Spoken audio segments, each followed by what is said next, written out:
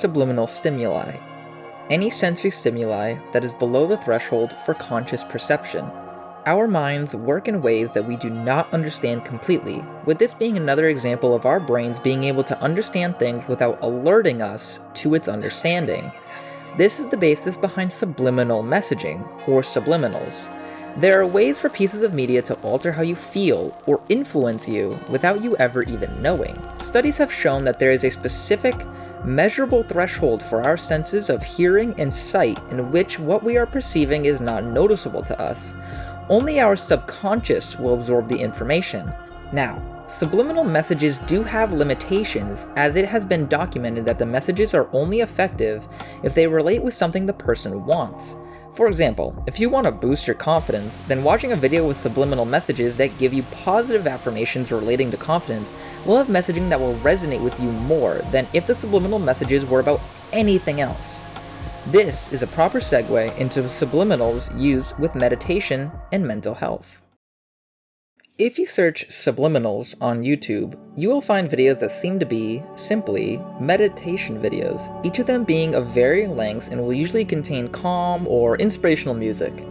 However, to each of these videos' claims, there are subliminal messages within the videos that help you with whatever message you want to learn.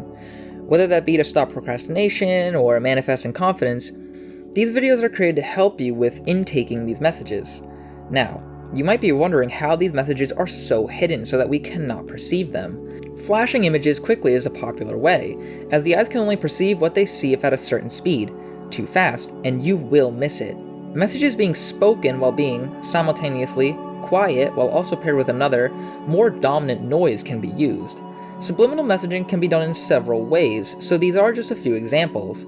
With online subliminals, it seems that they are used for good intentions, but you really can't deny that the idea that you are being influenced with no idea of what we are actually being told is rather frightening. It makes you think, what would happen if these were used against you in a less desirable way? Some experiments have been done in advertising in order to see if, potentially, subliminal messaging could be used to boost sales. The answer to this? Yes. The answer is yes, they do boost sales. Now, it has been argued the true effectiveness and extent of such a practice, but what is true is that humans do, unconsciously, absorb messages and that these messages can influence you.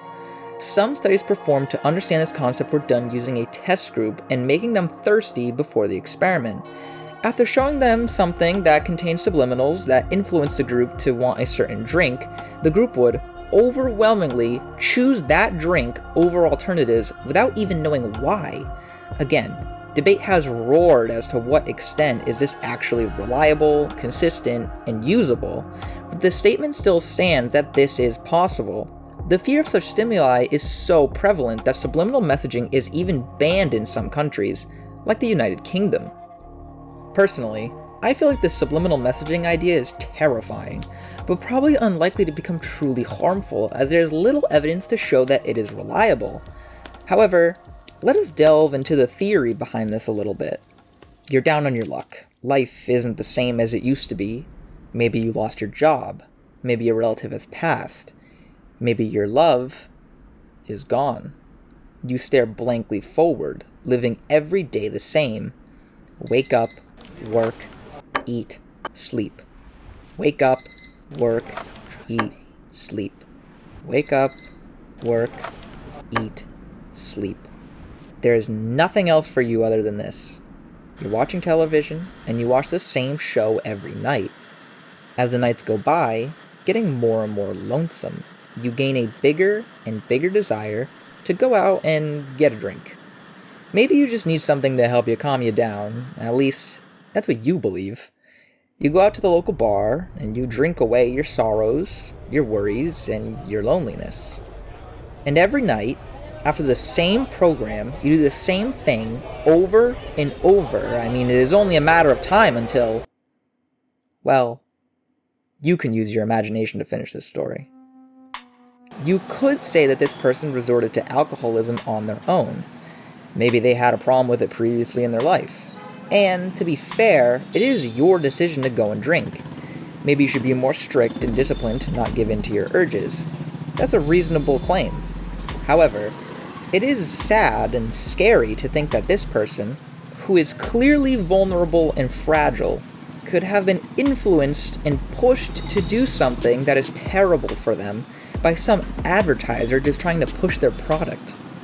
Either way, it is not exactly an ethical business practice, but ethics are not always a priority in business. Like I said, this will probably never become a reality. Subliminal messaging, while interesting in theory, just doesn't seem practical. However, subliminal messaging, as a concept, is something out of some dystopian future. The mere idea that we are absorbing information unbeknownst and not consented by us to see is uncomfortable, to say the least.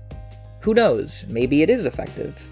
That show you watch at night, or your favorite series on Netflix, may contain some frames that are telling you to do things and implementing ideas that are not your own. Maybe you believe these things because your brain saw what your eyes could not. Hello everybody, thank you for watching the video.